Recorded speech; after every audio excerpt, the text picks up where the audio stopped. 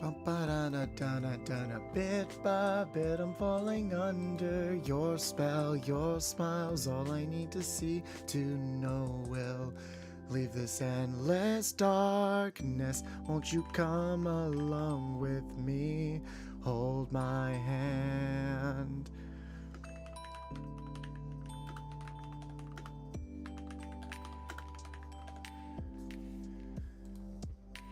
Back when you first came into my life, I wish... I forgot the lyrics. Wasn't it like Don Don Don? Huh? Oh shoot, I just hit my mic. Afternoon, everybody. Hey, Koda, how you doing? Haven't seen you in a hot minute. You need sleep bath? Then get some sleep, Rand. You just leave the stream open and then go sleep. Please, go sleep. Sleep is important. I say as I sit here also sleep deprived. But no, go sleep. How's everybody doing? Happy Sunday. Happy Sunday. I can't go to sleep. I still have to go to church. Oh. Gives you a pillow as we are here. Aw, I would love a pillow, honestly. I'm like a little low energy. Like, for some reason, I just did not sleep super well last night. But we're going to do our best to kind of do this. This is why, like, it's kind of nice that Sunday are kind of our low-key streams. I'm still trying to figure out what I want to do for these Sunday streams.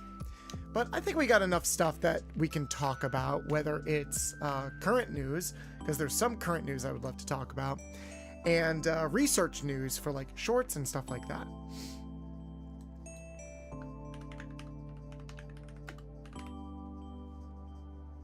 I think that could be a lot of fun.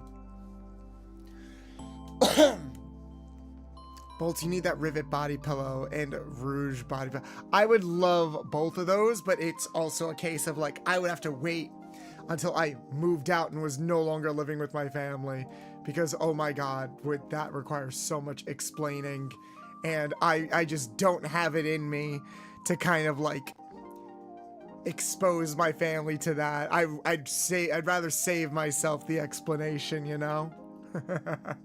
Oh shit, I think I bit the inside of my cheek. Hey JP, how you doing? Hey Lilith, how you doing? I know you're a very happy girl. Can we get some W's in the chat for Lilith? Their father beat cancer. Hell yeah. Shake those dumpers for Lilith in the chat.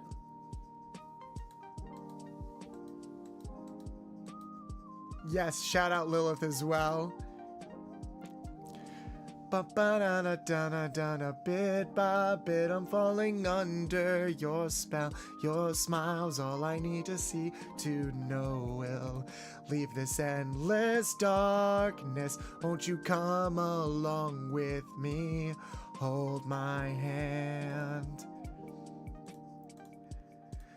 Back when you first came into my life, I recalled the place that I knew as a child. A special place, one that I held close to my heart. Won't you lead me in a dance down this winding road, where light and shadow intertwine to take hold of the thoughts of the one left far behind. Oh god, I'm like so low energy I can't even hit those high notes. Congratulations. I stopped caring when I pulled out my orc pillow. She's my longest monster musume pillow. Wait, orc. Wait, is this the really big chick on the Mon squad in Monster Musume? Like the really big chick? Bro, my sis just walked into my room. Oh, well, good thing she didn't hear anything, like, terrible, I hope. Oh, we got some overlay going on with the chats. There we go. Unfortunately, being sleep deprived is normal. Unfortunately. It's just going to take a while for my voice to wake up a little bit. But again, good thing we're doing a bit more of a low-key stream. Speaking of, we are also simul-streaming on YouTube. Let me go get that link. So if you would like to also show your support, feel free to also lurk over on the YouTube side of things. Let me just pull it up. So I can link it here. /pin. We are streaming on YouTube. And linked. And that's going to be unpin after end of stream. There we go. There we go. Insomnia can suck horribly. Night terrors and PTSD too. Whatever your reason for having a difficult sleep, no worries. Shoot, narcolepsy is horrible for sleep too. Like, we all are just having like a not so great time as far as sleep goes. If you guys need to like end the stream and go rest up, I completely understand. Please go do that. Not gonna lie, my dude, you look like Batman. Honestly, it's probably the nicest thing anyone has said to me all day. Sua, how you doing? First time chatter. Welcome, welcome, welcome. My name is Bolts the Mechanic. I'm a retro mechanic VTuber heavily inspired by the Ratchet & Clank franchise, as well as other games like Jak and Daxter, Sly Cooper, etc. Happy to have you on board. Welcome. We do a lot of retro themed content over here at the garage. For example, today we are going to do a little bit of research because there's a lot of fun stuff that came out recently that I do want to talk about, and we're gonna springboard off of the recent news stuff, and then instead of playing a game, we're gonna do some research on some Dragon Ball games. I really want to look into some Dragon Ball games because I do want to make some Dragon Ball shorts moving forward. Because who's excited for Sparkling Zero? That shit comes out in like 2 weeks. I am so freaking excited for that. That make Rouge cosplay. I'm not doing a Rouge cosplay. That went above my head. No worries, no worries. You now know. And now you can check out the memorabilia like in the background of the garage and stuff.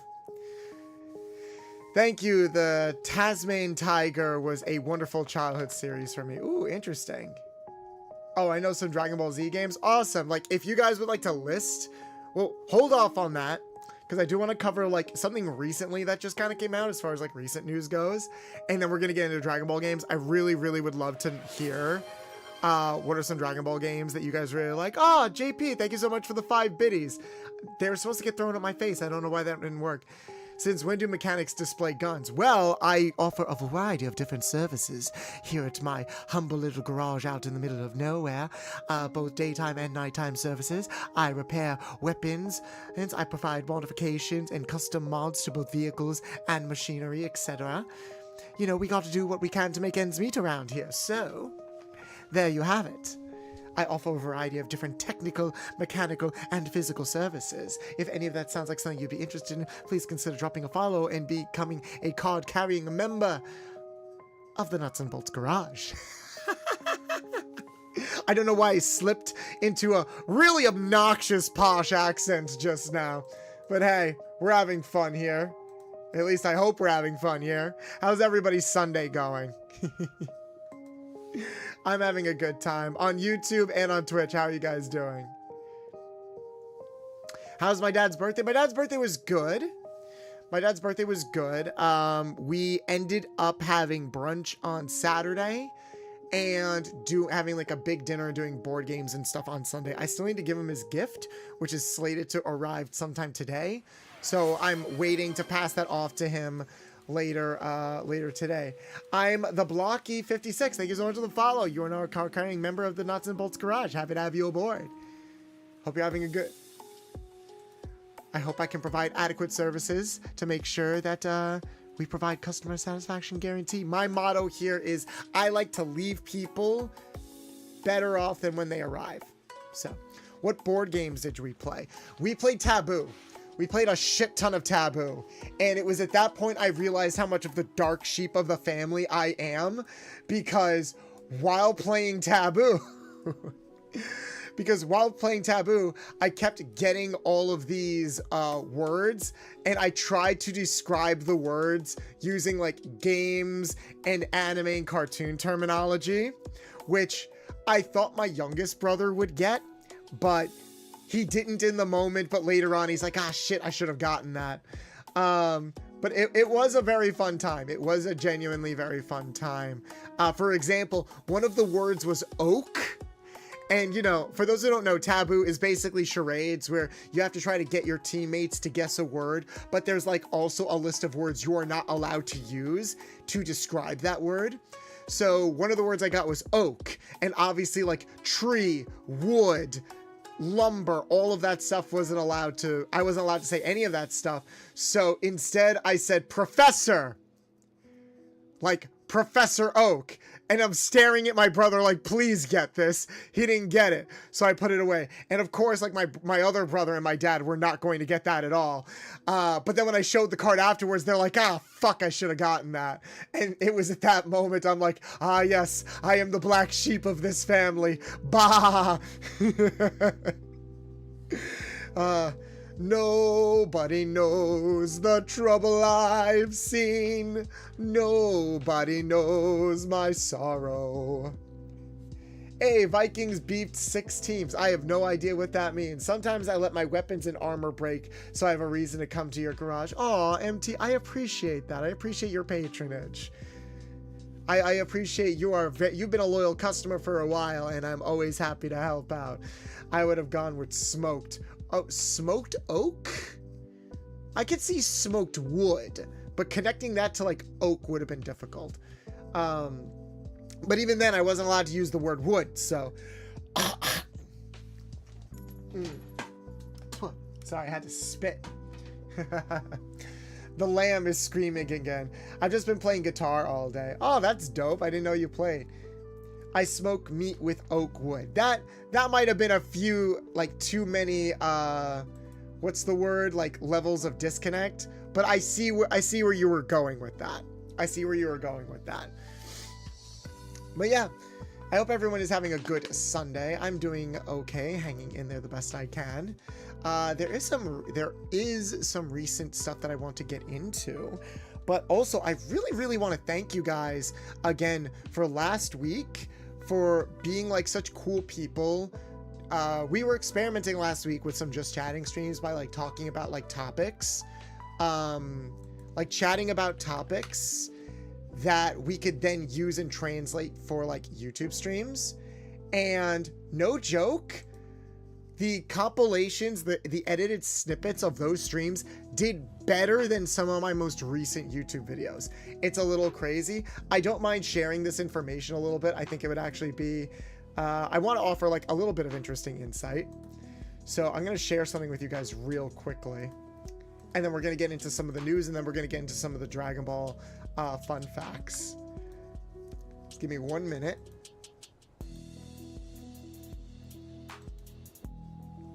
Yeah, I think this should be fine. So we're going to go to the garage.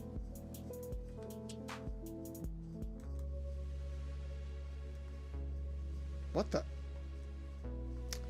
Oh no, why is my thing not working? That's weird. Also, I love the double layering on the... Why is there double layering on the chat? Oh, there we go. Hold on. My position isn't moving. That's weird.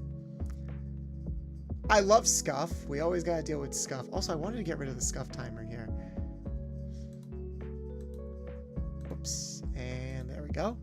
And we're gonna move myself down, down, down to the bottom of the sea. Tired. Hey, Infame, how's it going? It's going well. Did my redeems just did all of my stuff just randomly stop working? Not even the tired sticky note is coming back on. That's weird. It's very weird. Just random. I subbed to your YouTube channel. Love your YouTube shorts, by the way. Oh, thank you. I appreciate that. Then you came at like a really good time, because we're actually going to do some research for YouTube. Is Nuts in timeout? Nuts is in timeout because I need to reset I need to reset the VTS. I need to update the VTS plugin. It was taking too long. So I'm like, you know what? Screw it. Nuts is going to be put away. Don't worry. He'll be out in time for the donathon that's happening later this week. I got to move myself manually now, which is lovely. Whoa. Oh, wait. It's because I had the thing up? That's weird. That's so weird. But it's okay. It's okay. We got it all sorted out. I'm going to move myself over just a little smidge. There we go. So I want to show this. I wanted to show this off a little bit because as you guys know, I've been experimenting with different forms of YouTube content. Shorts are on hold until we can get YouTube monetization, because I'm spending a lot of money getting like those shorts produced, and it's not really like recouping a lot of money back. So, but if you look at this, so I scripted these 2 videos. I scripted this Pokemon video, which got us about 246 views, and I scripted this 4Kids video, which you guys all like came out and checked out, and I really appreciate it. But these videos just did not do well on YouTube at all. These were scripted, these were edited, these were produced, didn't do super well. But the videos that we did on the PlayStation 5 and Transformers, look at this. Oh, you can't see. Look at this. Like, both did so much better. Hell, the Transformers video is still doing well. Or it might be bottoming out soon. Still, look at that. That's insane to me. So I definitely want to do more streams where we just talk about shit. And check the Rosalina video comments. I've already seen the comments. Those comments are just gonna keep commenting. Also got a few close calls during the street race with my motor scooter and clocking 82k. Man, I got some cat-like reflexes. Yo, I'm just glad that you're safe. My favorite Dragon Ball game is Budokai Tenkaichi 3. Ayo, same. Shout out to the Tenkaichi series. Just finished my stream, but couldn't raid anyone because I didn't have anyone followed who streams around this time. Well, now you do. How's my day going? My day is going okay. The Dragon Ball games is this one banger of an OST from the Dokkan battle. The Dokkan Dragon Ball games do have some banger music, and I know about them because I know Scott from Team 4-Star really, really likes to use that music in a lot of the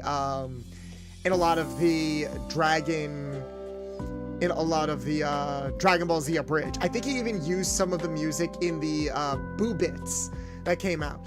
Specifically, here, I can point this out because I've been watching their behind the scenes stuff a lot. Specifically, I think it's the Boo Bits with the Super Ghost Kamikaze attack. They use some of the Dokkan music in the background for that. That's super cool. Also, thank you so much, Infame. Thank you so much for the follow. You are now a card-carrying member of the Nuts and Bolts Garage. Happy to have you on board. Oh, damn, you didn't? Guitar is like 50% of what I talk about. No, I didn't know you played. I don't think you've talked about playing guitar, at least here on stream, Jawburst. So it's nice to know that you play guitar. My dad plays bass. And I've debated on getting into playing an instrument, but I'd rather just focus on singing.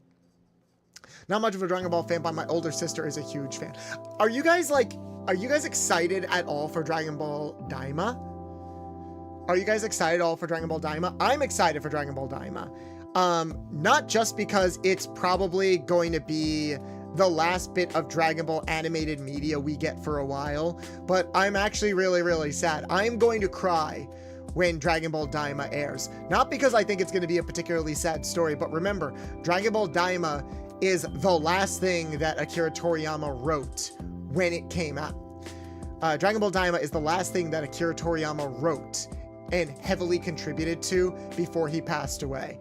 Rest in peace to the legend, but I'm going to be very, very sad while that's airing, because while I do have some reservations about it, like the whole them turning into kids thing, it's like, okay, that's a little too close to what happened in Dragon Ball GT, but clearly it's not going to be a similar story to GT. Maybe that's Toriyama wanting to try to harken back to his Dragon Ball roots a little bit. And here's the thing. Not everything Toriyama ever wrote or produced has been amazing, but you can't deny that most of what he does is charming in some way, shape, or form. So I'm very, very curious for example, when he went back and he redid Broly, no one thought that was going to be good, but that ended up being one of, if not the best Dragon Ball movie to have come out in the past couple of years. It's certainly one of my favorite Dragon Ball movies. So he has this interesting way of taking ideas that sound like they should be dead on arrival and actually contributing and allowing them to really breathe and have this life behind them. So I'm very much looking forward to it. And I'm very curious about the dub of Dragon Ball Daima as well, because there have been a lot of rumors that the original voice actress for young Goku is coming back to reprise her role, which is interesting because for the longest time it's been Colleen Clinkenbeard, the English voice of Luffy for One Piece, playing young Goku and teen Gohan. Stephanie Natalie, yeah. And I'm curious as to why/how she's coming back, if that is true. Because she has not voice acted in a while, if anything. I think she was even in the pilot of OKKO, but she didn't come back to play KO in the actual show proper. So it's like, I don't know, maybe there's some behind the scenes stuff where maybe she's difficult to work with, or maybe there's a lot of like stuff going on behind the scenes about like why she hasn't really gotten any work.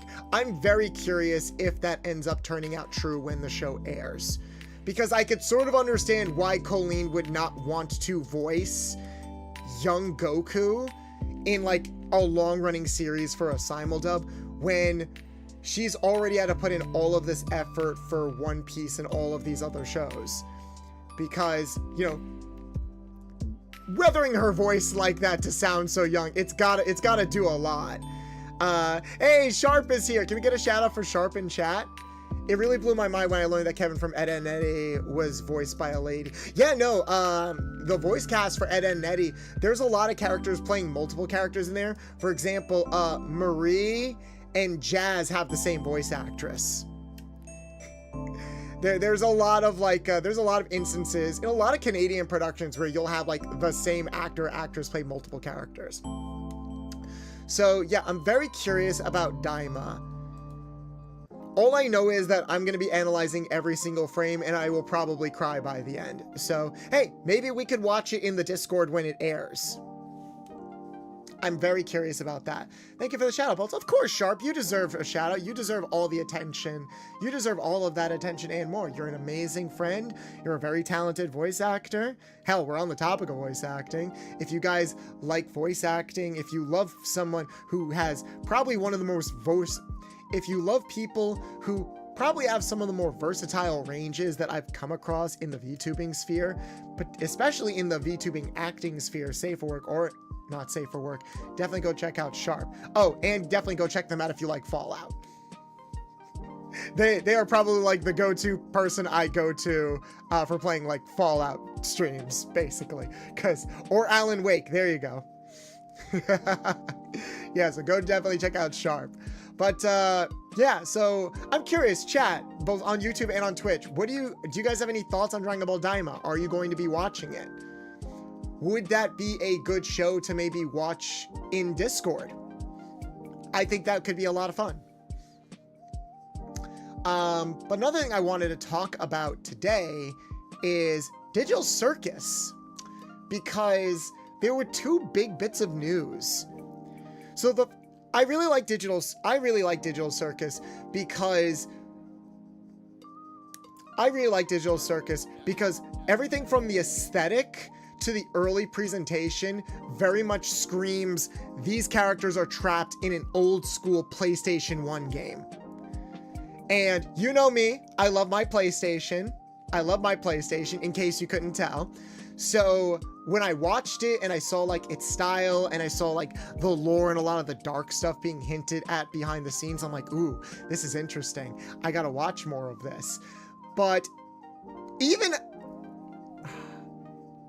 liking it, I was not expecting it to blow up the way that it did. Like, this is a cultural phenomena, and it only has 2 episodes. I would argue more than Has Been Hotel and Hell of a Boss have. It's genuinely insane how much Digital Circus has blown off. It is genuinely insane how much Digital Circus has popped off. Yeah, I would argue we have not seen something pop off this severely since Five Nights at Freddy's. It is genuinely insane. So it's insane, and it keeps not only is it insane, but it keeps going.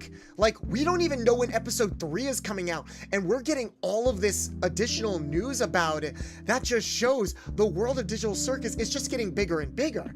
Like, I thought it was big online, and it is. It's got like tens of millions of views online, but I did not expect Digital Circus to be as big as it is in Japan. And lo and behold, 2 episodes.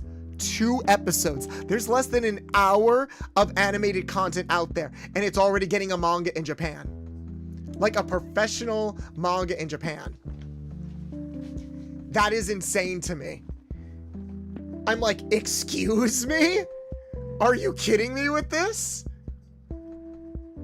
It's getting a manga in Japan, and there was also this news that literally just came out like 2 hours ago. This came out like 2 hours ago. Episode 3, which, you're right, is episode 3, which is slated to come out in October in just a few weeks. It is going to be simul-released on Netflix. It's going to come out on YouTube first, and it still kind of counts as an independent indie animation. It doesn't look like Netflix is taking over as a producer of the show the same way that like Amazon took over as a producer for Has Been Hotel. But has Netflix ever done something like this before? Have they ever streamed an independent animation on their streaming platform? What is going on? What world are we living in right now? Like, they bought the rights to stream things with exclusivity. They co-produced a lot of shows and a lot of anime, but I've never heard them doing this for an independent animation. So let's read through this real quick, because it's crazy. Created by Cooper Smith Goodwin, better known by their online pseudonym Gooseworks, and the Glitch team, the show follows cartoon characters trapped in a crazy virtual world run by artificial intelligence and seemingly powered by personal traumas. The first episode was released in mid-October of 2023, with the follow-up airing in May 2024. Oh, so like episode 3 will come out around the anniversary of episode 1. That's kind of cool. This is about the voice cast. Marissa Lenti as Gangle. I don't know if you guys know who Vixen is. Can we get a shout out for Vixen VT? That is the voice of Gangle. That is the voice of Gangle, and they are amazing. I mean, Has Been Hotel started off as indie. Yeah, it started off as indie with the pilot online, but then the rights got bought out by Amazon, and I think A24 helped produce like the full series. That's why it exclusively airs on Amazon Prime. But that doesn't seem to be the case with this. It doesn't look like anybody bought out or is co-producing this for the sake of streaming exclusivity. Let's see. Generate a lot of interest. Here we go. This was announced on Glitch's social media. Okay, now let's check this out. Here we go.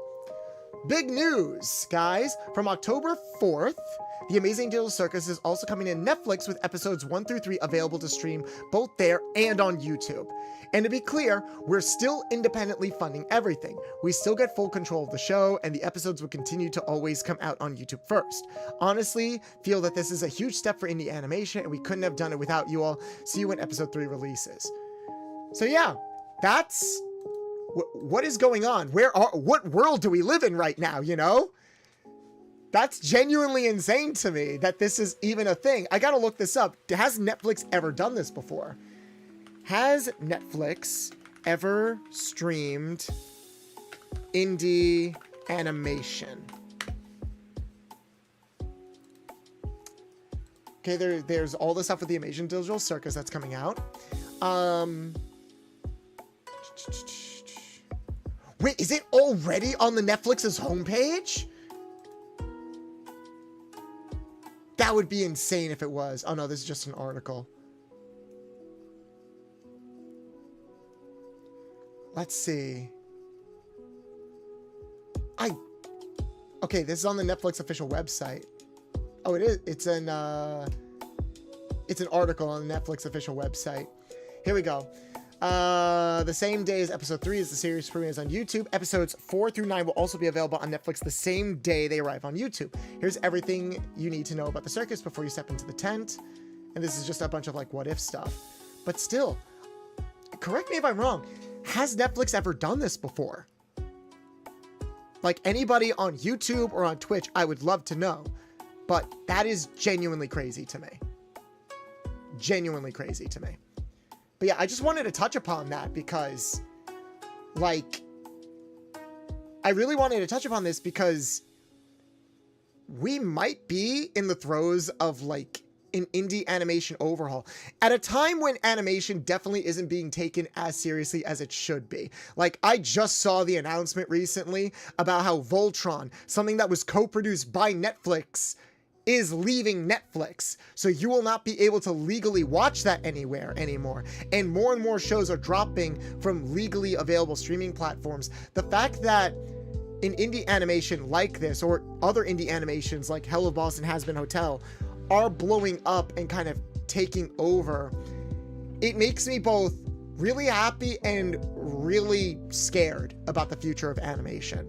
About the future of animation, about the future of animation preservation. Because you guys know how I am on media preservation. That's my whole shtick with retro video games. But I do still feel just as strongly about that regarding cartoons and anime. So fingers crossed this is a step in the right direction rather than an outlier to everything. But yeah, now let's move on to Dragon Ball games. So I would really love to know, what are some of your favorite Dragon Ball games out there? Because there's a lot of Dragon Ball games. Like, damn. There's just so many Dragon Ball games. It's kind of crazy. Let's see. This is a list of games. How many games have been released? Let's count them. Xenoverse is probably your favorite. Xenoverse is probably one of the most played. Like, the Xenoverse series is probably one of the most played. I couldn't fully get into it because this was during a time where I wasn't fully getting into like action RPGs, but still, the fact that Xenoverse and Xenoverse 2 still see so much play, both through mods and through released content. I think Xenoverse 2 still gets released content. What was the last time that Xenoverse 2 had content released?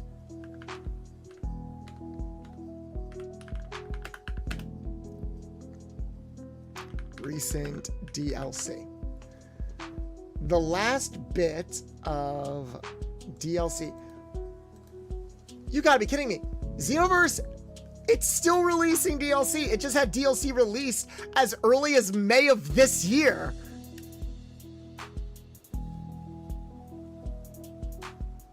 That's crazy. Hey, it looks good. I never liked how like super glossy everything looked in Xenoverse 1. I do think the models look better in Xenoverse 2, but nothing will ever beat how good everything looks in Fighters and Kakarot. I will always take the more cel-shaded approach than these overly glossy, overly bloomy 3D models personally. But yeah, it looks like they're adding even more DLC. Is Fu still like the bad guy of these games? Do you want more viewers? Oh, we got a bot. Oh, wow, Twitch is even like, this person was likely ban-evaded. Lord, can we please get rid of... Can we please strike this person from the record? They are not welcome here.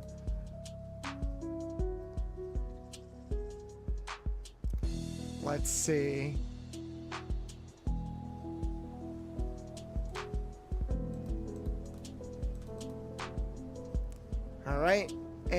That's kind of crazy. But yeah, Xenoverse 1 and Xenoverse 2 are definitely... Where's the bot? It's, oh, they're restricted. Interesting.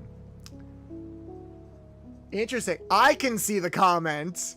You guys can't. That's pretty cool. Yeah, no, someone was trying to leave a comment, and I think they were trying to bot evade. So Twitch kind of wised up to that. They're like, no, we're going to restrict this comment. So, like, people can't see it except for you. I'm like, cool. I appreciate that, Twitch. You did something right for once. I appreciate that.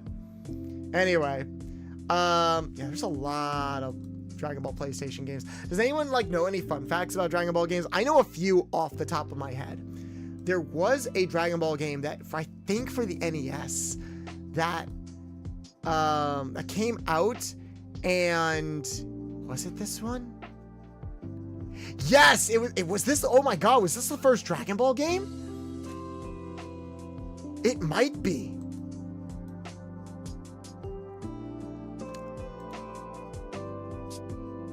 Dragon Ball Shenron no Nazo? No, it's not. The first Dragon Ball game to ever come out was a Dragon Ball game called Dragon Ball Dahikyo. The first Dragon Ball console video game ever produced. It was released by Epoch, making it the only game not to feature any kind of involvement with Bandai or the subsequent Bandai Namco.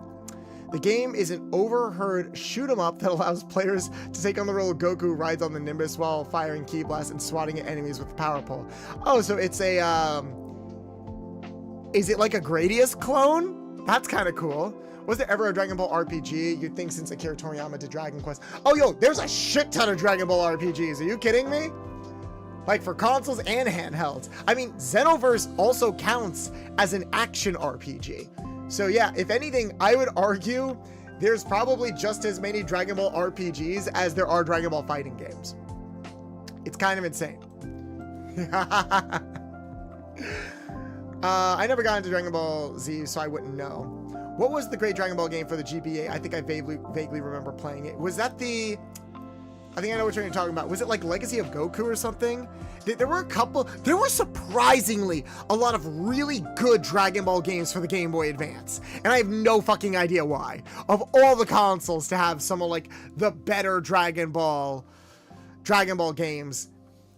The Game Boy Advance. Not the GameCube. Although like the GameCube did have like the Budokai Tenkaichi series and stuff like that. But still, that's really crazy to me. Was this, let's look at this one. Dragon Ball. Let's go to the beginning. Let us go to the beginning. Let us go to the root of everything. Where it all began. Dragon Ball Dahikyo. Can we please? What the? There we go. I don't know why.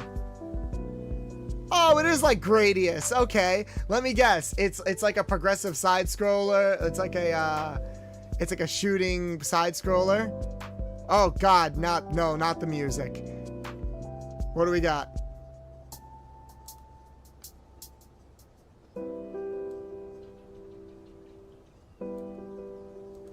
It is.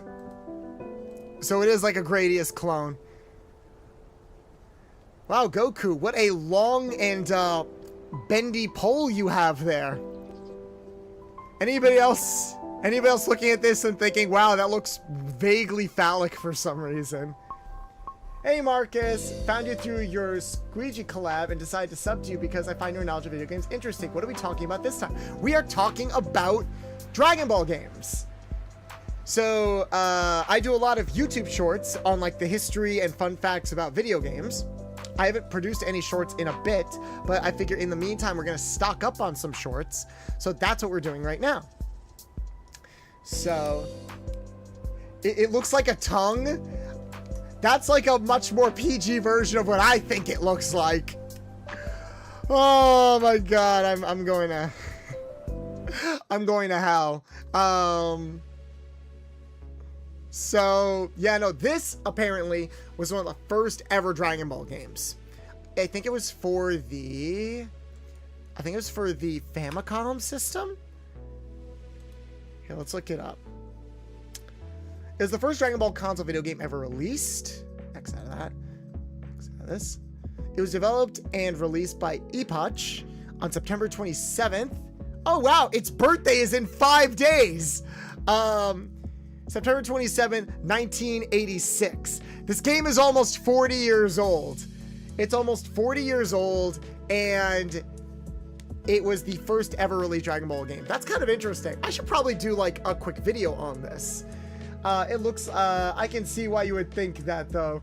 Saiyan anatomy is wild. It really do be wild though. It really do be wild though. I mean, hey, apparently Goku is good enough in the sack to have Chi-Chi pop out 2 kids, so I'm going straight to hell. It was for the Super Cassette Vision console, making it the only Japanese developed Dragon Ball game not produced or distributed by Bandai. Right, because Bandai Namco is like the main distributor of all the Dragon Ball games. So interesting. What console was this? The Super Cassette Vision is a home video game console made by Epoch Co. and released in Japan on July 17th, 1986, and in Europe, specifically France, later in 1984. Okay, so I guess we didn't get this console. I thought Goku only had one. Gohan had a sibling? Yeah, Goku and Chi-Chi have 2 kids, Gohan and Goten. And it's heavily implied that, Goku impregnated Chi-Chi right before the Cell games, right before he died during the Cell games. That's why Team 4-Star like made that big joke where Cell is like, I'm gonna give you guys 3 days until the tournament happens, and Chi-Chi's like, we're gonna fuck for those 3 days. We are going to fuck for those 3 days. You are going to give me a kid during those 3 days. Not implied, it was fat. Well, like, I don't think they ever stated it in the show. Like, oh, we had sex or anything.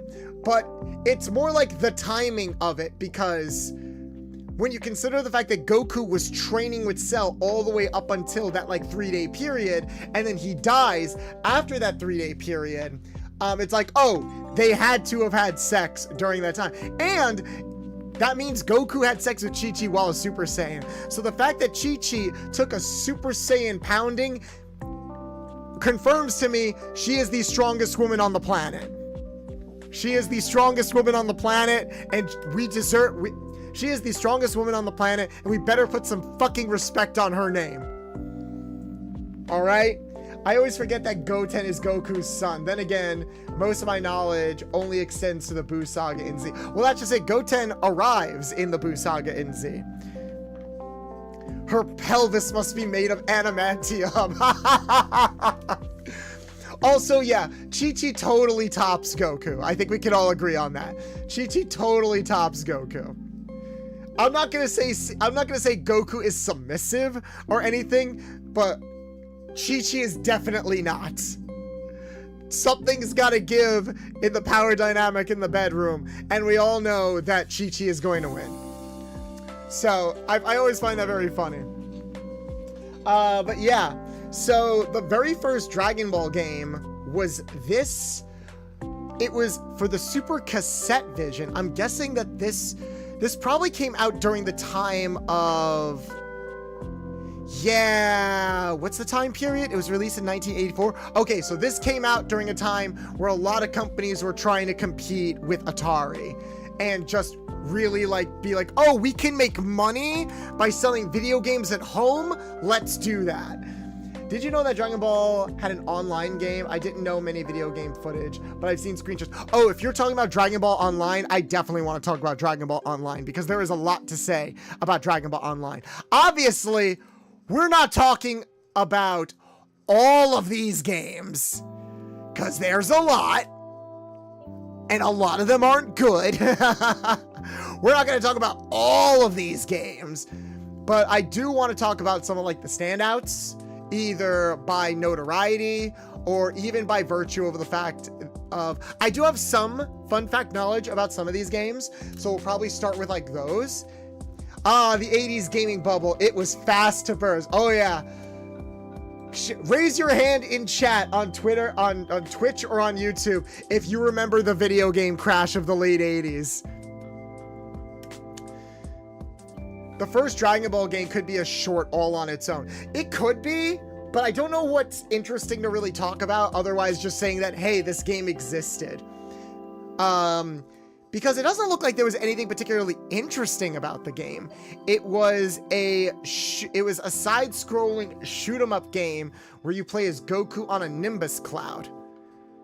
Bolt, I wasn't even born yet. I wasn't born yet during this time either. I was born in 1993.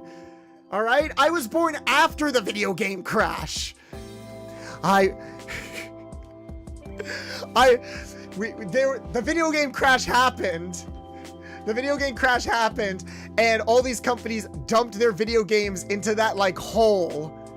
They dumped all their video games into that hole, and from the wreckage of all of those cartridges, Bolts the Mechanic was born. You merely adapted the Wreck the Bed retro video games. I was born in it, molded by it. That explains why I have such awful tastes. I've heard of the crash from YouTube videos, but I'm not that old. Okay, who here knows about the 80s video game crash? Is that why we gotta blow you? Is that why we gotta blow you for you to work? Ah, hey! MT! That would explain the not safe for work stuff. Yes. I'm so retro, you have to blow into me in order for me to work properly. That explains a lot, doesn't it? Poor E.T. It wasn't even that horrid of a game. Yeah, a lot of people blame E.T. for the video game crash. It wasn't. It wasn't the reason why the video game crash happened. It was just the timing of it all. I'll probably say that E.T. was the straw that broke the camel's back, but it wasn't the reason why the video game crash happened. We were already there. If it wasn't gonna be E.T., it was gonna be something else. I could probably write a short or a video about the video game crash of, what was it? Was it 1989? Hold on. The video game crash of 1983. Oh, so this Dragon Ball game came out after the video game crash. That's kind of interesting.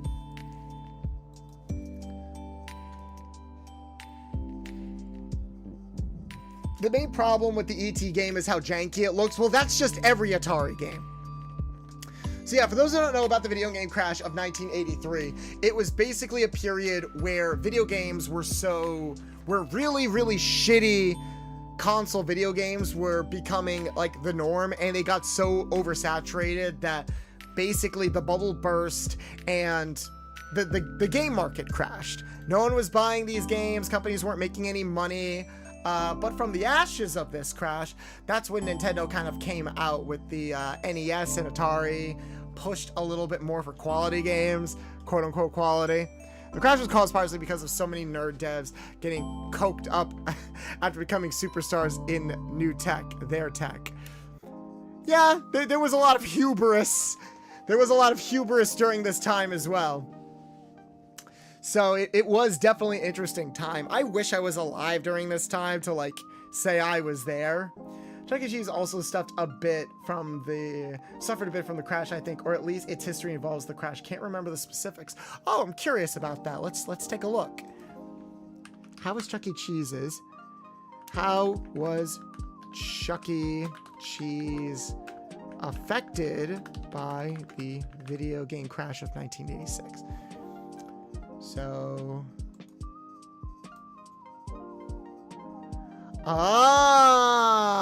interesting. The first sign of trouble for Chuck E. Cheese was the video game crash of 1983, which caused a decline in the demand and the quality of arcade games. This affected the revenue and appeal of Chuck E. Cheese. Interesting. See, that could be a YouTube short. That could be a YouTube short, where we talk about the video game crash affecting Chuck E. Cheese of all places. That's kind of crazy.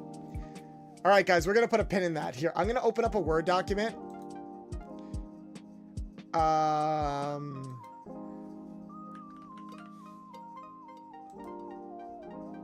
Whoops, wrong thing. I have a Word document where I keep all of my, here we go, fun fact news shorts. So I have this document here, and this document is how I keep track of all of my scripts, basically. So every scripted short that came out came from this document. You know what's sad, Bolts? The Chuck E. Cheese in my town is gone now. I mean, that is kind of how it is, unfortunately. A lot of Chuck E. Cheese, like food chains like that have been dying out for a while. It's just the unfortunate reality of the situation. Video games nearly killed Chuck E. Cheese. So that could be one short. That's very interesting. Okay. Let's look into this a little bit more. What happened to Chuck E. Cheese? It looks like it kind of comes from a YouTube video. Let's look up arcade.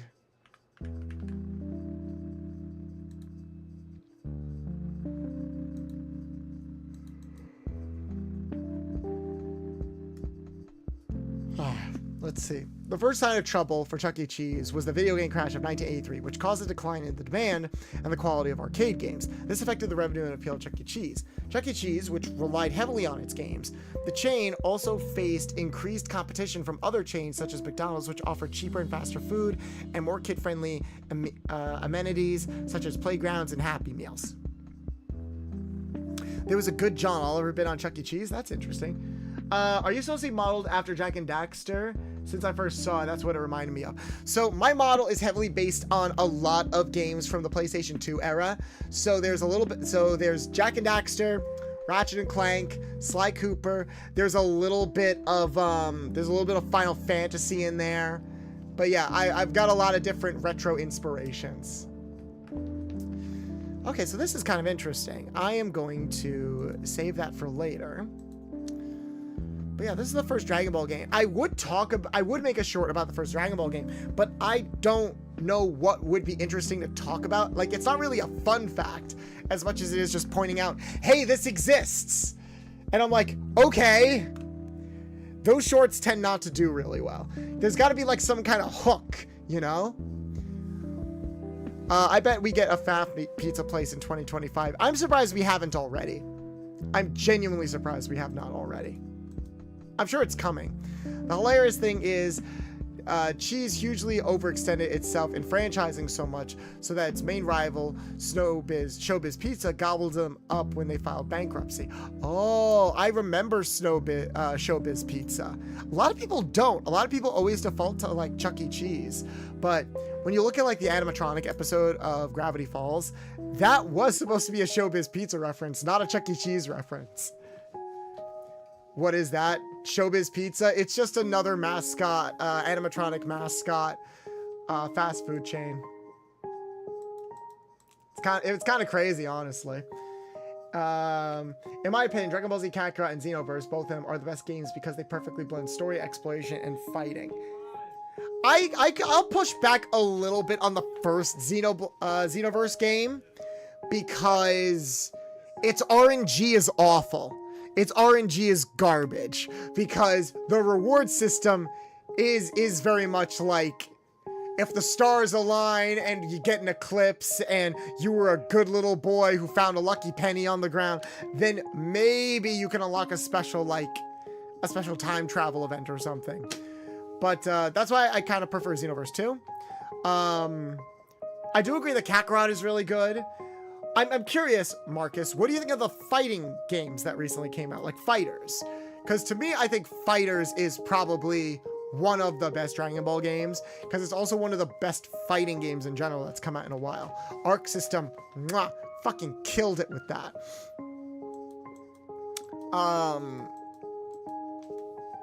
Also, someone mentioned Dragon Ball Online. Has anyone heard of Dragon Ball Online?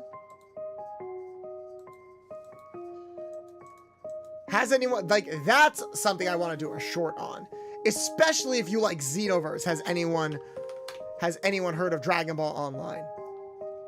So, actually, I'll just go to the wiki for this.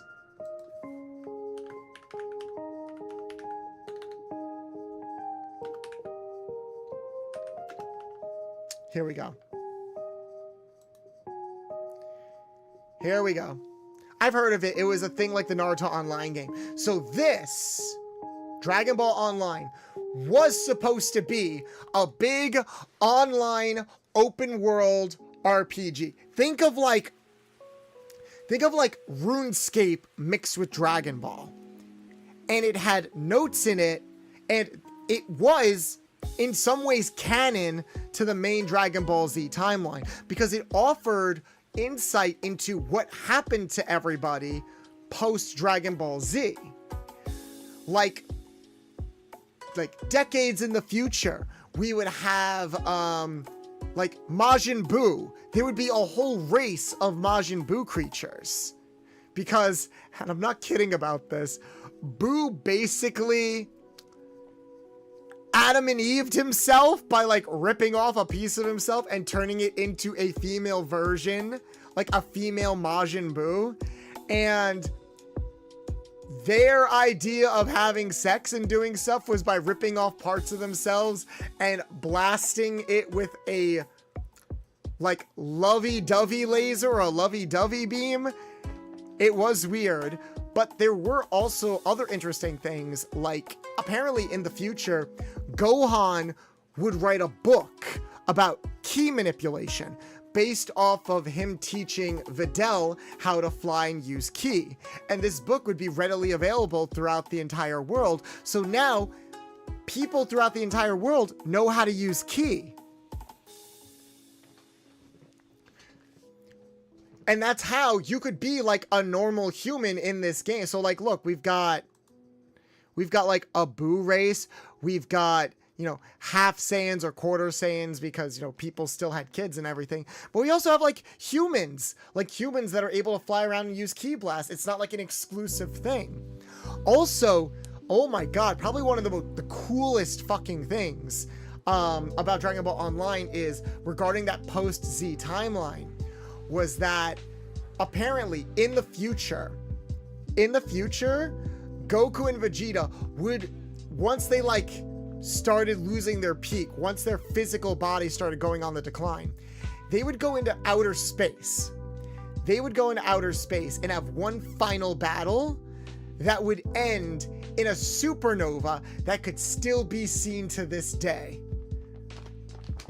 Like, just imagine old-ish Goku and Vegeta, because they would do this. They're like, hey, we're past our prime. We're only going to get worse from here. Let's have one final fight at our peak to settle the score. And they do it out in space. And it's implied that, like, they both die. That's one way to make super babies, I guess. I'd prefer to rip off your clothes and blast you with regular love. Ayo. Speaking of weird storylines, I remember when China had the Borderlands Online MMO. That was back just a year after Borderlands 2 release. Yeah, that is kind of crazy.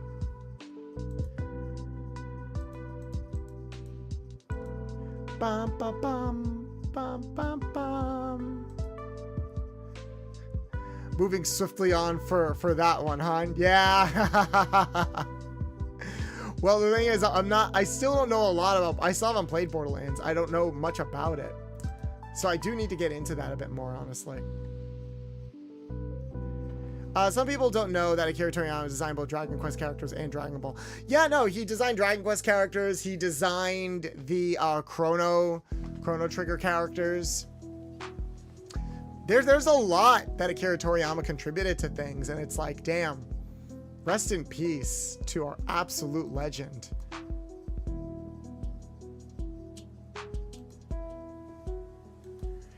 But yeah, that's Dragon Ball. Oh, and Dragon Ball Online also introduced like time travel and alternate scenarios.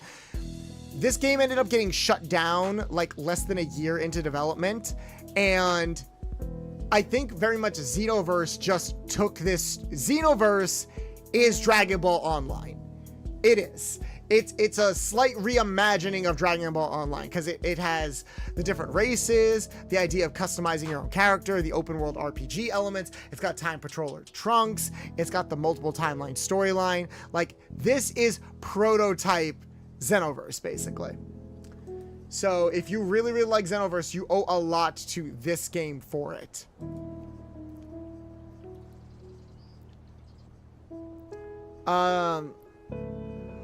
There was that GBA. There was that GBA Dragon Ball Z game. You gotta be way more specific than that. You're right. You gotta be way more specific than that. That genuinely surprised me when I found that out. Like, how do people not know that? They match perfectly. They match perfectly. Toriyama was an absolute legend. Yeah, no, some people, I guess, kind of look at the designs and probably think, oh, it looks like Dragon Ball, but they still don't go the extra step to be like, oh, Akira Toriyama must have done these designs. He also did Blue Dragon, if anyone has, like, played that, or if anyone's played that game or watched that show. I watched a little bit of the show. It was weird. It also had a lot of censorship in it because I think it aired on Toonami, and there was a character who was just a fan service character. Like, she had giant boobs and they had to, like, make them small and edit around them in the international release. Hold on, let me see if I can find it. Blue Dragon anime. Let's see. Yeah, it was boobs. Eepy bolt. Yeah, I am very eepy. I'm very eepy.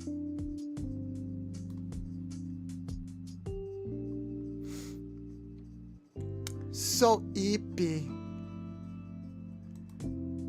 Blue Dragon TV series. Why are these images so small? Let me just go to Google. Then go to bed? No, we've only been streaming for an hour. I'm not going to bed. How the fuck have we only been streaming for an hour? See, this is why I'm thinking of doing these streams exclusively on YouTube, because I'm fine with them being shorter streams. Whereas with Twitch, I think I want them to be longer streams. Or at the very least, we can mix it up a little bit with, we could mix it up a little bit by, like, doing the fun fact stuff and then also transitioning into a game. Like, I could go back and I could go up and play Kingdom Hearts or something. I have a dad joke for you. Oh no. Oh no, no, no, no, no. Okay. Okay, lay it on me. Lay it on me. I'm a big boy. I can take it.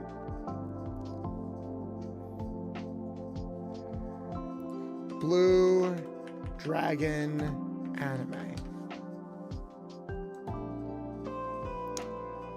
I think that character was Burkett. She was the one they censored. Yeah, it was her. It was her. Hold on. I'm trying to find, like, a good white image for it.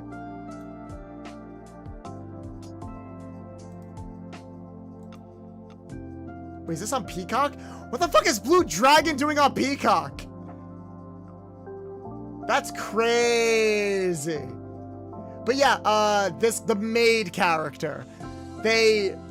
They made her boobs smaller, and that means they also had to edit around it a lot, because there were just a lot of there were a lot of those jokes where it's like, oh, character falls into her chest or something, and I'm like, this is a little weird because all of these characters are kids. Can we stop making jokes like this, please? Sorry for the delay, had some IRL interference. But about your Fighter Z question, I haven't played, but I like what I saw from YouTube videos, mainly that it's a fighting game with a story and choices. Also, how much did I miss? Just got back from doing something. Yeah, no, you're good. We're talking a little bit about Blue Dragon, which is also something that Akira Toriyama. So we were talking about, like, RPG elements, and how, like, you know, Akira Toriyama also did the character designs for Dragon Quest, and how, like, oh, Akira Toriyama actually did character designs for a lot of different things. And we talked about Blue Dragon, which is a game, and it has an anime, and that anime got pretty heavily censored because this character over here had, like, very big boobs. Actually, let's just put in her name. Dragon Ball anime Marquette, I think. Is that her name? Or did they change it? Oh, Bocat. Yeah.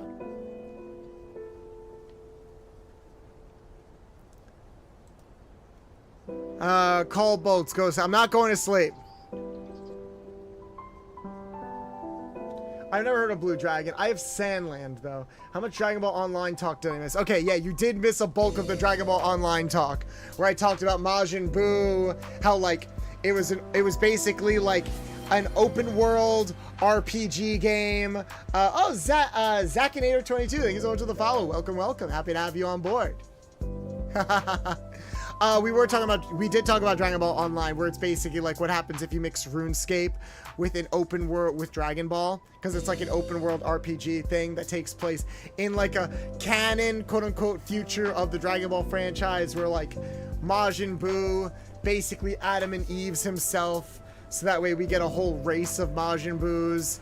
And also, like, hey Egg, my audio levels are coming normal. Also, I'm cute, thank you.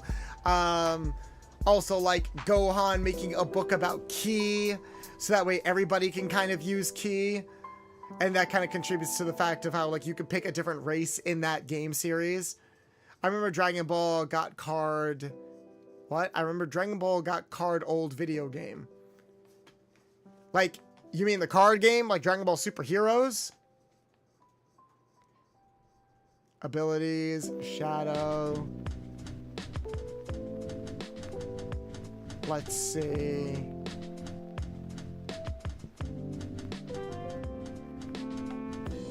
Is there like a thing here with the, Why are these pictures so, like, low quality? I mean, I guess this game, yeah, there we go. Yeah, I guess this character never, like, came out in, I guess this anime never really came out in HD. And yeah, this did get 2 seasons, didn't it? I don't think we ever got the 2nd season. I don't think it was that successful over here. I think they were really banking on the fact where it's like, hey, it's like Dragon Ball, but it never really went anywhere. Like, oh, you want to know my thoughts on emulators. I think emulators are necessary and important for game preservation, and that we shouldn't feel bad about using them because professional game companies use them all the time. I think if you want to moderate them, that's one thing, so that way, like, you're not affecting game sales or anything, and that devs get properly paid. That's one thing, but I don't think we should ever live in a world without emulators. I use emulators, because, like, even using original hardware for some things is difficult. So that's enough Blue Dragon talk. But yeah, here you go, Marcus. We were talking about Dragon Ball Online. A question about Dragon Ball Z. Did Mr. Satan ever get found out as the fraud he is? I'm a little surprised that they fell for this at the end of the Buu saga. No! In like every series, that's kind of the joke with Mr. Satan, that he is very much a people person. He's very much good at, like, hyping people up. He was never found out, ever. He wasn't found out in GT. He wasn't found out in Super. I don't even think he makes an appearance in Super Dragon Ball Heroes. But yeah, he was never found out. And if anything, like, everyone is kind of thankful to him, because if it wasn't for him tricking everybody into donating their energy, they probably wouldn't have beat Majin. They probably wouldn't have beat Kid Buu. And if you think about it, Mr. Satan is the one that domesticated and saved everybody from Majin Buu. So dude deserves some respect. Exactly, that's my entire point of them myself. Yeah, so we're on the same page. Mr. Satan is a Chad who loves his daughter. He loves his daughter, and he loves his granddaughter. Mr. Satan, he's like a liar and, like, kind of a Sheraton, but he's not a bad person. Honestly, even Piccolo respects Mr. Satan. Like, if you think about it, none of the Z fighters have people skills. Absolutely fucking none of them. They need a PR guy. They need somebody to, like, talk to the people on their behalf. And sure, he'll take some of the credit, but think about it. Again, he's the one that kind of, like, helps bring everything together. So we can put some respect on Mr. Satan's name. And he is strong. He's probably stronger than the average human. But the gag is that he's, like, the normal guy, the normal fighter alongside everybody else. Like, freaking Krillin could take a bullet to the face and it not affect him. I think Team 4 Star even made a joke about that. But But everybody else, you gotta remember, everybody else is just kind of normal. Satan should be respected because of its kindness. It's something you'll never get outside of the ring. That's actually very true. Shout out to Piccolo. On our world scale, he would probably be the strongest. I don't know if he'd be the strongest. I think Videl might actually be stronger than him. But I do agree that, especially when she starts learning how to manipulate ki. But yeah, it is very interesting to think about that he only looks weak when you compare him to literal planet busters. I know it's a bit late, but did Xenoverse and Online share continuity, and how canon are they? Asked because you said the Majin Buu created a race of himself, and Buu is a race in Xenoverse too. Well, that's just it. Xenoverse is just Dragon Ball Online again.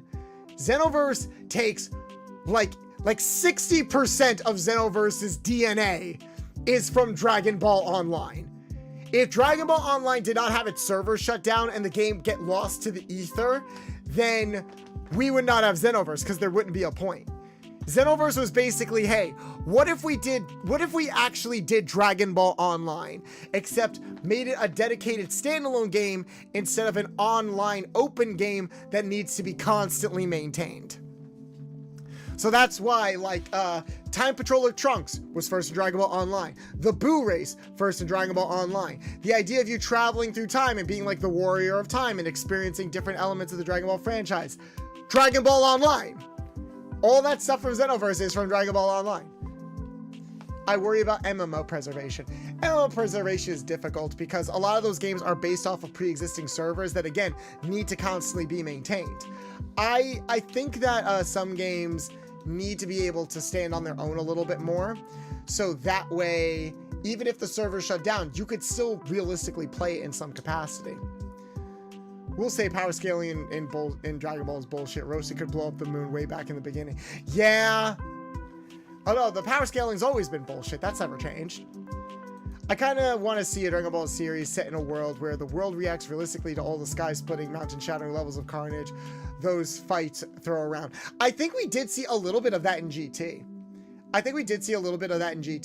Because all of the stuff with like Baby, all of the stuff with like Super Android 17, all the things with like the Shadow Dragons, I don't think the memories of the peoples, I don't think their memories were wiped. So I think they remember all of that shit that happened. And it's like, okay, cool. We're just going to live in constant anxiety over the next potential galactic threat. What's that? A hole to hell just opened up? Okay. I accept it. Take me, whatever God exists out there. Yeah, but GT sucks. GT does suck. GT is the definition. GT is the fucking definition of great ideas. Great fucking ideas. Awful execution. Almost every arc has like a great idea, a great setup. Baby, great idea for a setup. And Super Android 17, I mean, hey, I think it's bullshit that they were able to make an Android 17 in hell, but it did lead to some fun moments. And the Shadow Dragons, oh my god, the Shadow Dragons! That's such a good idea for a final arc for Dragon Ball. How do you fuck it up that badly? Oh my god, I have so many thoughts on GT. To Satan's credit, he did at least help in a big way since he effectively Kid Buu's best friend. Yeah, no, that's what we were saying, that like, gotta put some respect on Mr. Satan's name. Oh, fun fact, in Dragon Ball Online, we do get some ideas about Mr. Satan. He actually retires from being a martial artist and becomes a movie star, which, if you ask me, fits his personality for showboating and like acting way more. Can we get a GT rant video? No. I do not foresee that video doing well at all. Or maybe I'll do like a reaction video or something like that. People love Baby though. Baby is probably for a lot of people one of the more memorable aspects of Dragon Ball GT. But that doesn't mean that what was done with him was good. Again, I think his setup is really strong. I think the idea of having like a parasite villain one who's a bit more like conniving, a bit more like always on the back foot. Cause Baby, for like half of his introduction, is weaker than our heroes. And he's gotta like scheme and hide and like lie in wait to survive. I love that. He is a parasite. He is the antithesis of a Saiyan. A Saiyan is all about using like your own strength and pride to survive. Whereas Baby, who specifically wants to get revenge on the Saiyans, he's like, okay, I'm going to like steal the power of other people to acclimate myself. And it's very poetic that he wants revenge on the Saiyans, and he is basically using the Prince of Saiyans as his main body. There's a lot of good theming in Dragon Ball GT. But I dare you to go back and rewatch the climaxes of Dragon Ball GT, the final fights. Rewatch the fight between Super Saiyan 4 Goku and Big Monkey Baby Vegeta. I dare you. It is not good. It does not look good. It does not, it's not paced well at all. The power scaling is really, really bad. It's not good. Again, great setup. I love the build up. I love everything about Baby like taking over the planet and everything. It's so good. And then it just doesn't really go anywhere. The Black Star Dragon Balls, I hate them. It's a dumb idea that's never really expanded upon at all, and probably leads to like one of the worst Piccolo moments ever. Like, I don't know why Piccolo needed to sacrifice himself to go to hell in order to get rid of the Black Star Dragon Balls. Like, they were never this big established thing before, and now they're this big established thing. Jesus Christ. And then the Shadow Dragons. The Shadow Dragons were such a good idea. They were such a good idea. This idea of, hey, you know the magical MacGuffins that we rely on literally for every single arc of this entire franchise and are like the plot point of the entire franchise? What if they became the villains? What if this whole series was building up to this cautionary tale about be careful what you wish for, or your wishes coming back to literally bite you in the ass? That is such a good idea on paper. Oh my God, it is such a good idea on paper. And what does it amount to? Monster of the Week villains with quirky, non-threatening powers that don't really amount to anything at all. The only really interesting dragons that people remember are 3-star, 4-star, and Omega. And even then, Omega, I would just argue, is very boring. His design is sick. I love his design. And he's a great force. But there's nothing to him. He's just a bad guy. Like, they could have gone into it or something where he's like, I am here as like the antithesis to Shenron. I am here specifically to punish you guys for abusing the Dragon Balls and upsetting the natural order of things. It does lead to probably like one of the best endings Dragon Ball has ever gotten. Like, I stand that Dragon Ball GT has a phenomenal ending with Goku on Shenron flying off into the sunset and kind of being like this mythical ethereal thing. I think that's a brilliant way to end the series. I would argue that is a better ending than the original ending for Dragon Ball Z. And like, it has good moments, it has good peaks and valleys. There's a reason why like a lot of the characters and villains still make appearances in other media. Hell, Sparkling Zero coming out. I actually see people upset and disappointed that it looks like Super 17 or Hellfire 17, whatever the fuck his name is, isn't going to be in the game. A nothing character in Dragon Ball GT. But people are upset that he's not going to be in the latest fighting game because his design is sick. The set pieces are sick. Well, maybe Toriyama's passing affected how the story is progressing. Are you talking about GT? Because Toriyama passed this year, and Toriyama didn't really have any involvement with Dragon Ball GT, like at all. He offered like some designs, and there was like a cute moment where he kind of like, he did like a little homage to the person who designed Super Saiyan 4. So like by and large, there were at least some things in GT that did get approval from him, but he was not involved in it. He's like, the manga's over. I'm not helping write more. You want to do more with it? Go right ahead. I'm going to go sit on my like throne of money right now. I have an idea. Since Dragon Ball's philosophy is built on the one from Journey to the West, maybe the end message can be that if you want something that much, you have to work for it. Honestly, yeah, I can kind of see that. Like, Goku's whole shtick is hard work. Like, he's a battle talent and he's a battle genius, but he did still work to achieve what he did. He did still work very hard to achieve what he did. And the message at the end of Dragon Ball GT was, hey, yeah, we have used the Dragon Balls. We relied on them too much.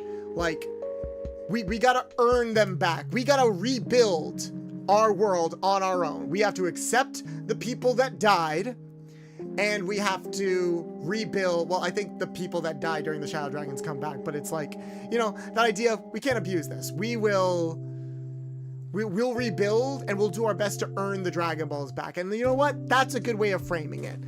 It's like, you have a gift, it gets abused, you get that gift taken away, you have to earn it back. I think that's a great idea. And it does like bring the series kind of full circle. And I really do love and appreciate that.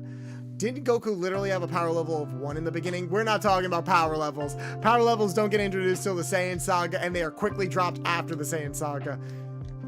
No. Power levels are like one of the worst things that was ever introduced to Dragon Ball. I would argue to Shonen in general, because other shows just made it worse. But yeah, GT definitely fumbled a lot of bags. Had some great moments. But that's why I'm very curious about Dragon Ball Daima, because its whole shtick is, oh look, everyone's a kid again. And I'm like, didn't GT do something like this? Is that okay? It's like, yes, but it's gonna get better. We're gonna do it better. We got a nice meme out of the power level thing. Yeah, we did, but actually, yeah, it trades out in exchange for all of the power scaling discussions online. We got like an amazing meme. And hey, if it wasn't for power scaling, we probably wouldn't have like Death Battle or anything like that. Hey, Venny! How's TwitchCon? Can we get a shout out for VTuber, please? Hi from TwitchCon. Thank you so much for stopping by. How is TwitchCon going? God, I wish I was there. I wish I was there having fun with you guys.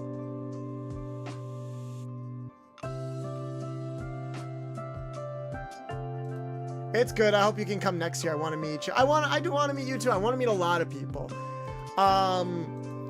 Maybe with like a little more planning and like organizing something with a group, I can go to TwitchCon next year. Technically, I could go on my own. It would cost a shit ton of money. But yeah, it's let's hopefully I'm able to go next year. Hopefully I don't know, be in a much better place as a streamer around that time too. That would be really cool. That would be really cool. But we gotta take what we can get. That kind of thing. I'm still in like a place where I'm trying very hard to,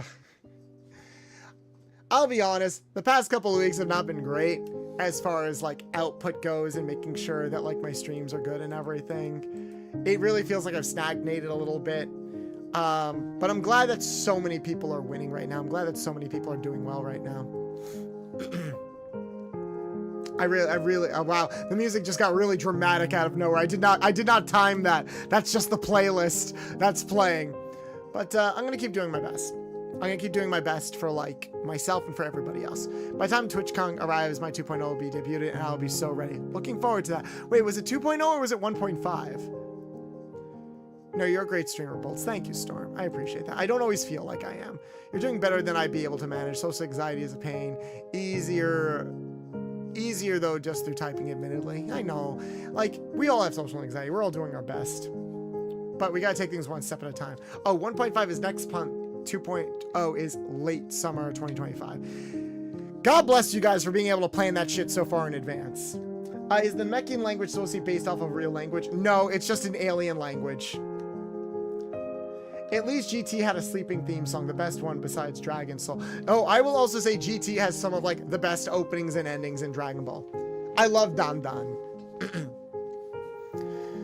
Bit by bit, I'm falling under your spell. Your smile's all I need to see to know well. Leave this endless darkness. Won't you come along with me? Hold my hand. Back when you first came into my life, I looked at the place that I knew as a child, a special place, one that I held close to my heart. You know what? That's probably going to be my next song cover. You guys seem to like the Code Lyoko song cover I did on like Twitter. Maybe I'll make a Dragon Ball GT the next one. GT somehow is almost perfect. Is almost absolutely perfect. Got fumbled in choreography and execution. Concept, it's almost perfect. Yes, got fumbled in choreography and execution. There, name the best fight scene in GT. Or name a fight scene in GT that is better than the fight scenes in Z and OG Dragon Ball. I'll wait. Have you sung the Pokemon theme song? You know, the one. You gotta be... Oh, I wanna be the very best, like no one ever was. Dun, dun, dun, dun. To catch them is my real test. To train them is my cause. I will travel across the land, searching far and wide. Each Pokemon to understand the power that's inside. Like that? Is that what you wanted? Are you happy? Legit, that song brings me to tears. Happy tears. I'm glad you guys like the song covers. I don't see myself... Who knows? Maybe if the donut... One idea I had for the donathon was to add a song cover to one of the stretch goals. But I decided to take it off because producing a song cover is actually really expensive. Because you got to get original music made... And original music for like a minute and a half can cost a couple $100s.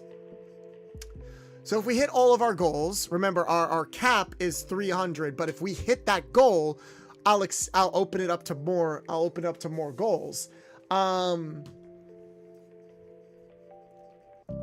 Maybe I'll add a song.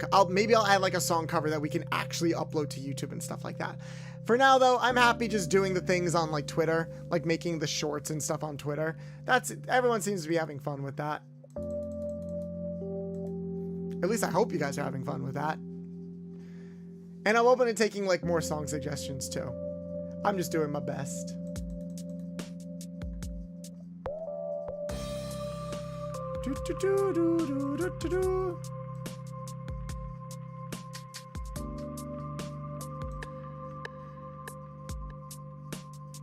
Okay, so that was... We spent all that time on Dragon Ball Online and Xenoverse. We haven't even gotten to some of the other ones. You guys wanted to talk about the Game Boy Advance games. I think we were talking about the Legacy of Goku series when like you guys were talking about Game Boy Advance games. So let's bring that up. Control F, Legacy. I can spell. Here it is. Here's one. Okay, yeah. Here's one of the Game Boy Advance games. Legacy of Goku. Legacy of Goku is an action RPG. The player controls a Dragon Ball character and experiences various portions of the franchise. Combat is the main focus of the game. The player presses A. Oh, right. It's like a side-scrolling beat 'em up. You can spell, but can you cast? I can't spell. I'm more talking about concept-wise, like you said. Like I said it earlier, I'll say it again. GT was so badly fumbled, it's impressive. Well, that's also because, like, the committee that was, like, working on the show didn't really know what they wanted it to be. The whole idea of, like, going on a space adventure and turning Goku into a kid was, like, that started off as, oh, let's, like, harken back to OG Dragon Ball. So, like... Pan will kind of be like Bulma, Goku will be Goku, and like Trunks can be Yamcha, that kind of thing. But it wasn't performing well. It wasn't like performing well. So then they introduced the baby arc as a way of like shifting it and introduce Super Saiyan 4 to be like, oh, we gotta get away from the Dragon Ball vibes and get back into the Dragon Ball Z vibes. And then, yeah, it was a mess. It was a very messy production. Very messy production. Dragon Ball Z, the Legendary Goku.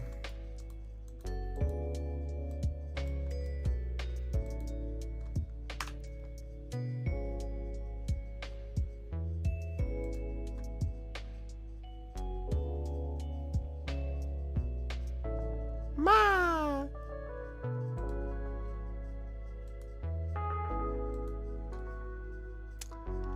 This is some really good sprite work. So this is kind of like a Legend of Zelda-esque action RPG where like you go around as Goku and like you go around as a couple of characters and just kind of have fun with that.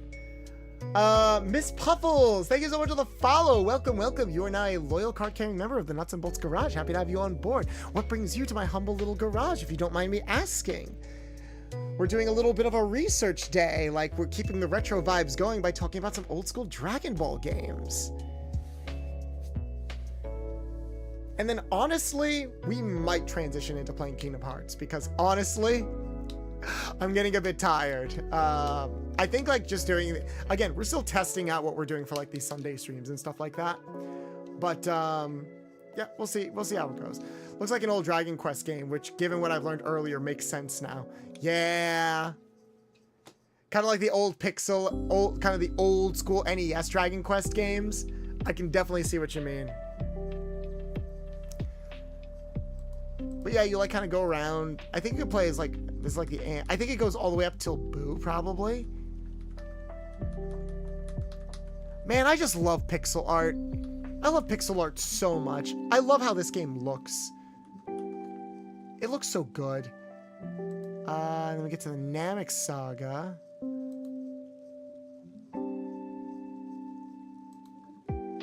Here's the most replayed section. What the fuck is that?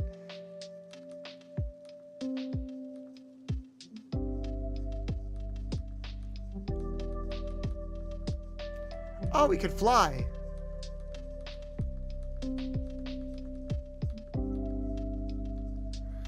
He can fly.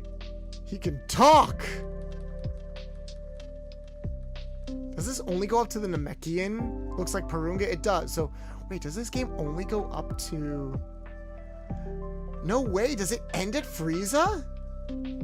Wow, that is one compressed pixel thing. Bolts, go to sleep. I'm not going to sleep. I'm not going to sleep. Wow, it only covers up to Frieza. That's kind of crazy. Pretty sure there's like more to that game. Or like a sequel. There's spin-offs. Dragon Ball Z, Taiketsu, and Dragon Ball... Hey, Dragon Ball GT!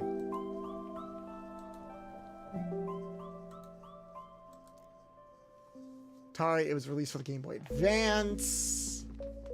Oh, it uses the Legacy of Goku engine. That's why they're related to each other. That's still pretty interesting. It's very interesting, honestly. Let's see.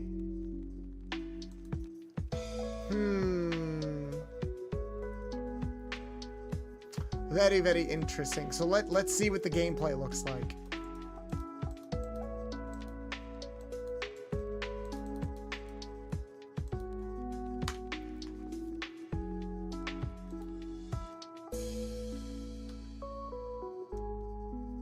Oh, is it just an action beat-em-up game?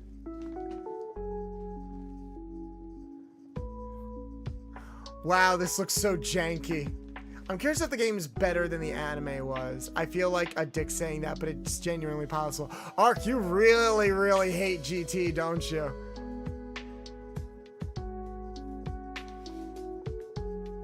I could feel the venom in your typing.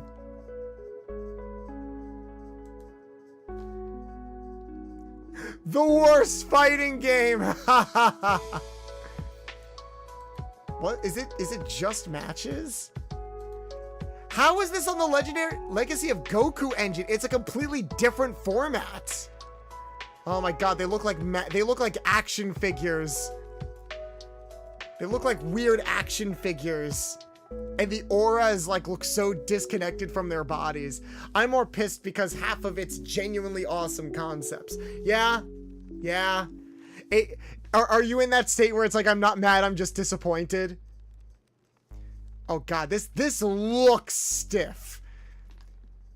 Like, I feel like cracking my neck just looking at this gameplay. Okay, what about the other one? What about GT transformation?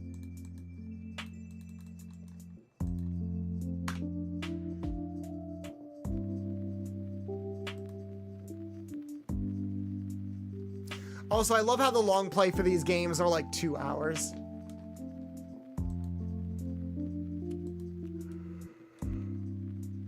Oh, yeah.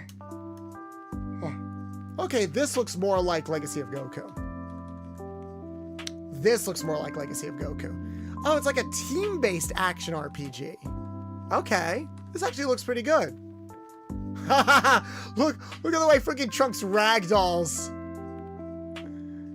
Hold on, let me see if I can pause it on that frame.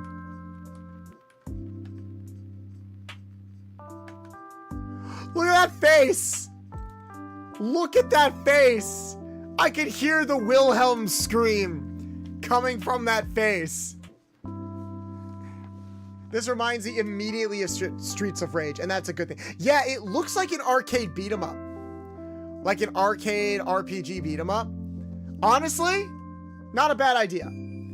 I feel like having that layout limits what you can do with the characters a little bit.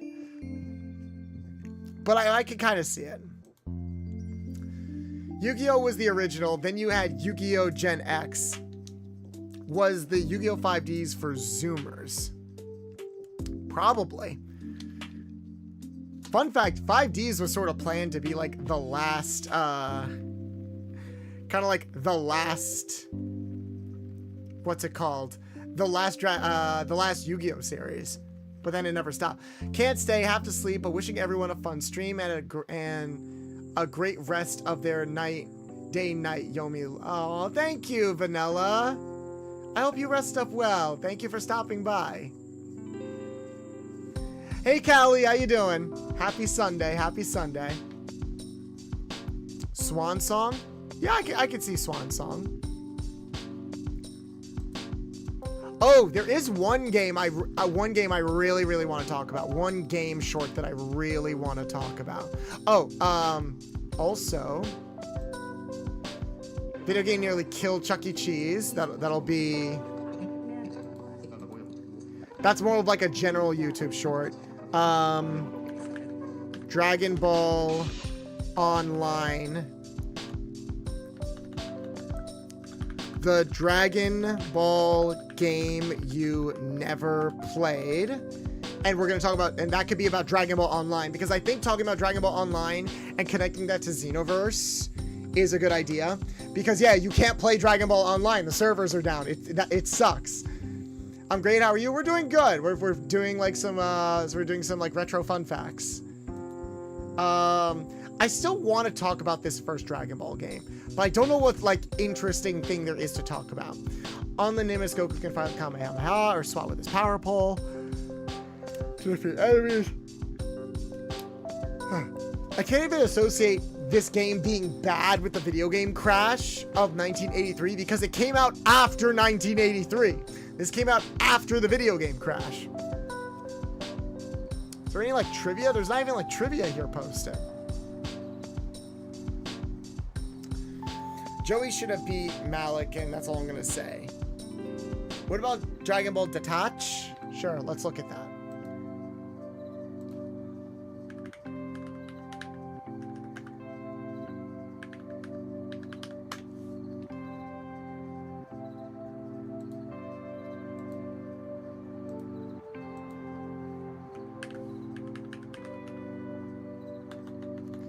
Let's see.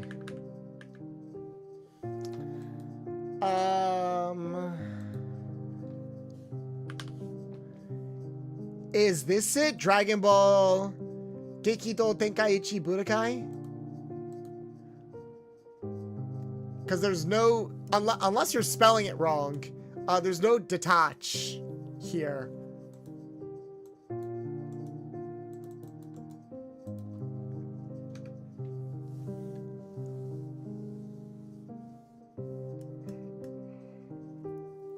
Oh, this fucking game. I've seen footage of this game. It's like it's a really ambitious side-scrolling action RPG.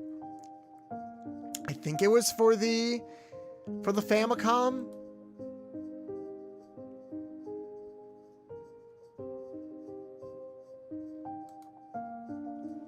I think it was for the Famicom.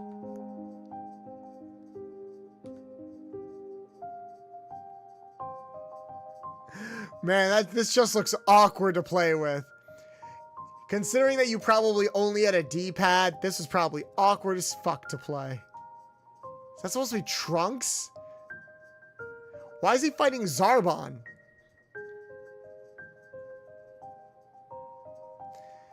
I heard some VTubers get very steamed about something from Dragon Ball called Magic Cell. Does that mean anything to you? I've never heard of that. Magic Cell?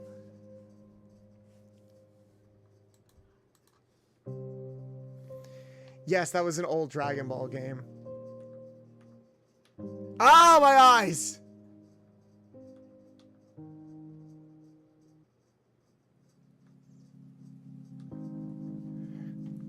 Yamcha versus 19, the fat clown, who somehow comes back from hell in Dragon Ball GT, even though he was completely robotic, so he shouldn't have come back because he doesn't have a soul. Don't understand that.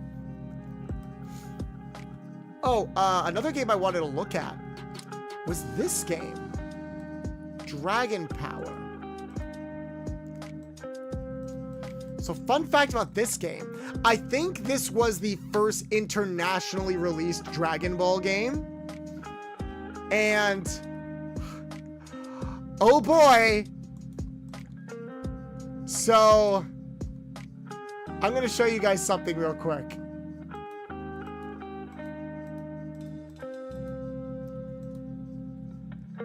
This is Dragon Ball, Dragon Mystery. And it is a really hard bullshit game. It's like what would happen if you got the developer. This game is like what would happen if you got the developers of Ghosts and Goblins to make a Dragon Ball game. It's hard, it's annoying. There's no reason for you to go back and play it. I mean, okay, maybe to play with Goku's very, very expressive derpy face here, but there's no reason to play this game. However, this was not the game that Americans got. This was not the game that Americans got. Instead, we got, what was it called? Dragon Power?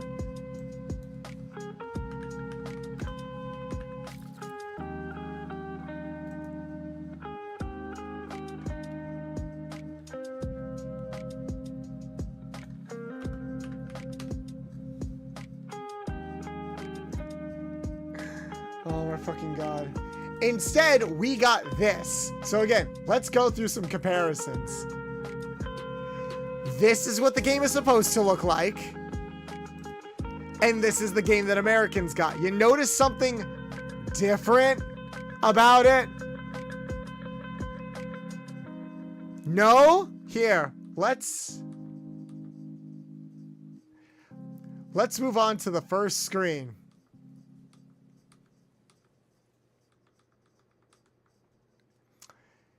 Notice anything different here? Anything at all? Anything? No? Let's see what else we might find.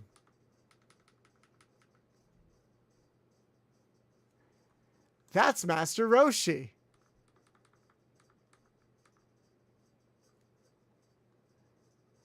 God damn.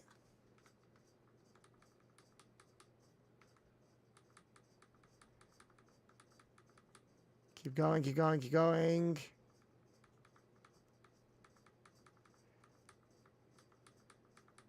Where's Master? I don't think Master... Oh, here it is. There's Master Roshi. And here's Master Roshi. You notice anything different? Why did they change? Where's the music?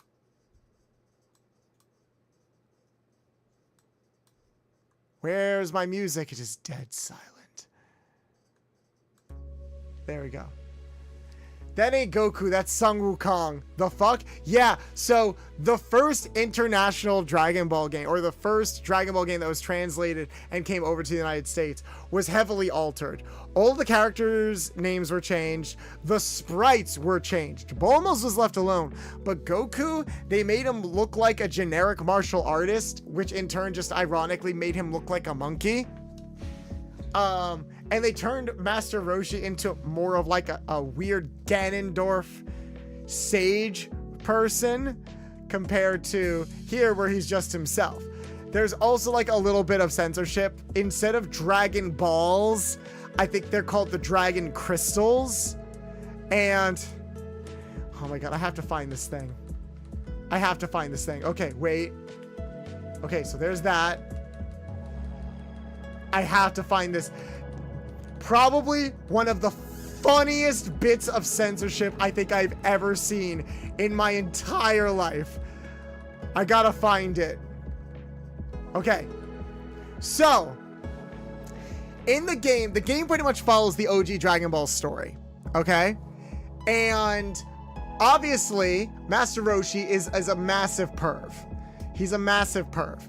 In the original Dragon Ball series, Bulma basically flashes Master Roshi in order to get him to help them.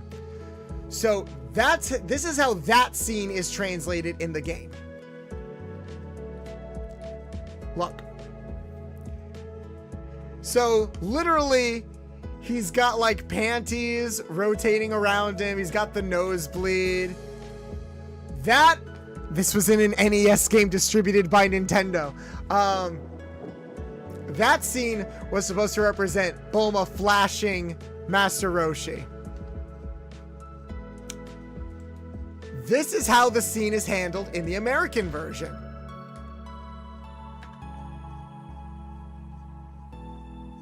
Okay, give me your sandwich.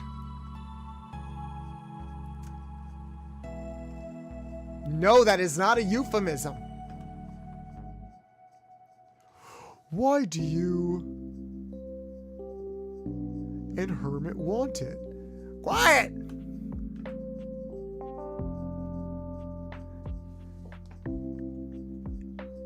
And this is the scene that plays in the American version.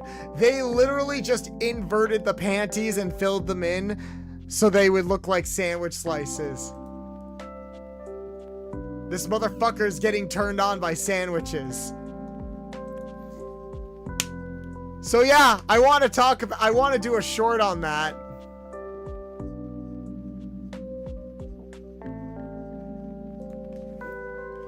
This was the first Dragon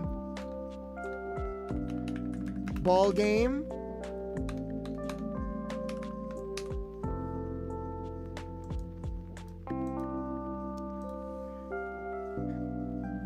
Nintendo used to run a chain of love hotels, poker, and even had a taxi service to it. Okay, actually that love hotel thing was debunked. Like this year it was debunked.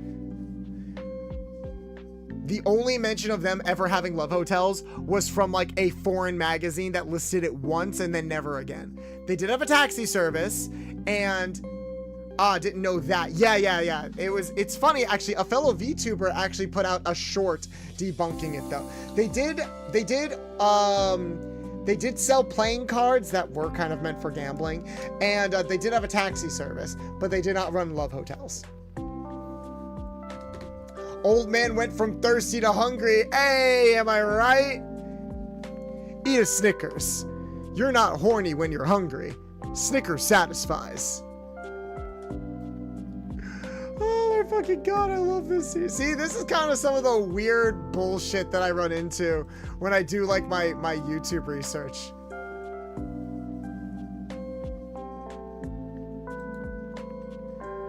It's such like a weird time.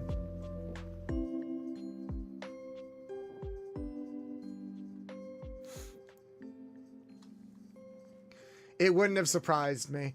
Yeah, I mean, they did have that weird promotion thing with Conker's Bad Fur Day. That happened, where they handed out like condoms and shit. That happened, so it would not surprise me. But no, the love hotels, that was debunked.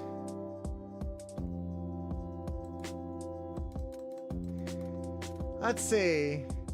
Do you think censorships in games has gotten better or worse? I think it's gotten better. I think people who complain about censorship in modern games, I think they overblow it a lot. Because 9 out of 10 times, it's like the developers that are censoring their own games. It's not like I think developers should be allowed to censor their own games. Or if they genuinely believe that like altering a game for a different market will make it perform better, then that should be left up to them. If they do that and it doesn't perform well, then they could take that information for like the future. Otherwise, it's like, let them do what they want. If like a foreign company is taking a property and trying to turn it into something else, like the early days of 4Kids and stuff, then I think there's a bit more of a cause for concern, even though 9 out of 10 times, like, the original creators are signing off on those censors. But, I think different markets have different sensibilities, and there's nothing wrong with wanting to placate to those different markets. I don't like going to the extreme where it's like all censorship is bad or all alteration of media is bad, because it's like, no guys, that's dumb. Oh yeah, Conker's Bad Fur Day exists. That's certainly something. I gotta play that game at some point. I really, really do. But yeah, we've got about like 4 shorts lined up. And we did talk a good amount about like Dragon Ball in general. We talked about Dragon Ball Daima. We talked about Dragon Ball GT. We talked about some Dragon Ball games.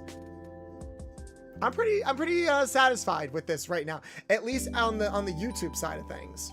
So how about we wrap this up here and we play a little bit more Kingdom Hearts. We play Kingdom Hearts for like an hour or 2. I think that's a good idea. So everybody over on YouTube, thank you so much for sticking around and having us listen to all of this like fun, random retro fun facts. We are going to switch over to some Kingdom Hearts playthroughs. You're more than welcome to join us over on Twitch for that. But this is going to be the end of the YouTube stream. Everybody in chat, say bye, YouTube. Bye, YouTube.